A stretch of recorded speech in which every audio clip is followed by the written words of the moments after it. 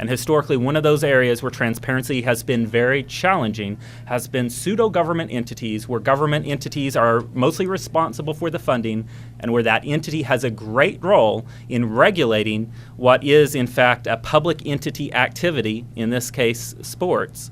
But the open meetings and open records law do not necessarily pertain. And so we've formed a natural alliance on this. Representative Cleveland has asked that we look at these issues. He's asking for an interim study and has asked that it be assigned to the Government Modernization Committee. So as chair for that, I look forward to seeing the study, to granting it a full hearing, to hearing these concerns and looking at ways we can add transparency to the process. When I was campaigning for office, I had a number of people, just seemed like it was every day, had some kind of a problem with the OSSAA. From the lack of oversight, from the lack of, this is from teachers, this is from principals, superintendents, as parents. The OSSAA seems to be doing very well financially while our schools are struggling. In some cases, laying off people. The OSSAA is hiring. So we believe that when you use taxpayers' dollars, the citizens deserve open, honest, and transparency. I really came here today to speak to the fact that I have 7 homeschooled children that want to participate in extracurricular activities. Men, and they're all girls and boys, who want an opportunity to be able to compete. And I know the importance of team sports and obviously how it develops young people for the great tangibles of life. And one thing that sports does present for us is that transparency. It's open. It's totally open because of the diversity, the opportunity to have children from all walks of life gather together and compete on the athletic field and allow the best to achieve and play and win together. But I know that 29 other states have already expressed the Tebow bill is something that they support. Texas just passed the Senate 21-7. I don't know what will happen in the House. They're running out of time there.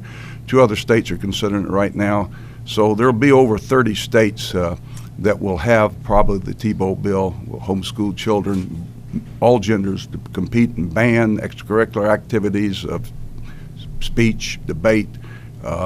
And when you ask who is in charge of funding or oversight here of the OSSAA, they say extracurricular activities is part of the education process, and every student in the state of Oklahoma is guaranteed a free education. And if extracurricular activities is a part of that, they should be allowed to participate regardless of their type of schooling that they receive. And Texas just recently, as I said, went 21-7. We're waiting for the House to pass it this week. Hopefully it'll be done in Oklahoma, and I hope that Oklahoma will follow what the rest of the nation is doing, and I hope that Bobby gets his transparency that he wants for the people in his district, and the reasoning we're having this meeting here today. We've had experience with the Oklahoma Secondary School Activity Association in regard to Sequoia High School.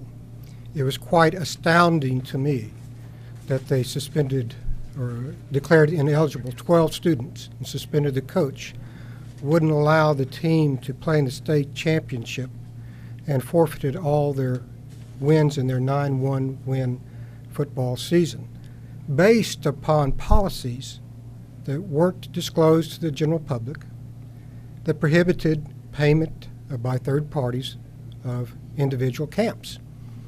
Lo and behold, 3/4 of those violations occurred, alleged violations, occurred before the rule was ever enacted. And the balance of those infractions occurred under a rule that allowed individual sports camps to be conducted during the school year. We find their decision-making to be unreasonable, and the Oklahoma courts have deferred to the interworkings of the OSSAA and have been reluctant to get involved. And I think why it's so important to have a transparency bill, to have the OSSAA deemed a state actor or state agency, is one, the rules and regulations and policies need to be aired before they're enacted so everybody has a chance to see them and play by those rules. The second is the standard review by the courts when they make a unreasonable or arbitrary decision. And they're not accountable to anybody. They don't have direct input from the general public. and it's an organization that needs to be reviewed because they are a state actor, they are a state agency in function. Once you try and challenge them, once you try and see what's going on, they become extremely vindictive. Coaches don't want to fight them because they know if our school fights them, when it comes down to a decision, they'll probably rule against us. So we'll just go along with whatever they say, whatever they want. That's the best way to do it. Don't make waves because there is no way to fight them. And we at the legislature feel like they sponge money out of our schools. That's how they exist. From that, they take the revenue and run their business. I think it's incumbent upon them to open up their finances and let us look at it. Hardly be remiss of me not to remind the press that the previous executive director made off with about $500,000 in embezzlement before they discovered that money missing. If you can go for that long before you miss $500,000, then you're pretty flush with cash, and that's cash that could be going for Oklahoma education. So I agree with Representative Cleveland. Something needs to be done to be a watchdog for this organization.